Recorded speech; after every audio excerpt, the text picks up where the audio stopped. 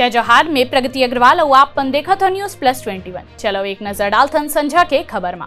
रायपुर कार्यालय में अधिकारी कर्मचारी सुबह 10 बजे ले शाम 5:30 बजे तक रही उपस्थित, निर्देश ला उल्लंघन करे में होही कार्रवाई। चिंतन शिविर में पीएम मोदी के भाषण पर सीएम गहलोत के पलटवार, बोलिन आज देश में है अघोषित इमरजेंसी। वित्त मंत्री निर्मला सीतारमण हा सदन ला बताइस एटीएम डेबिट कार्ड फ्रॉड में आइस 13% गिरावट। कांग्रेस सिख के नरसंहार करीस, हमन नरसंहार के दोषी मन ला सजा दिलाइन हन, फतेह रैली में बोलिन पीएम मोदी। उत्तर प्रदेश में समाजवादी पार्टी हा अपन वचन पत्र जारी करीस। अखिलेश यादव बोलिन सबो किसानन ला 2025 तक कर्ज मुक्त करबो। समाजवादी पेंशन योजना फिर ले शुरू करही, सबो गांव में लगी सीसीटीवी कैमरा।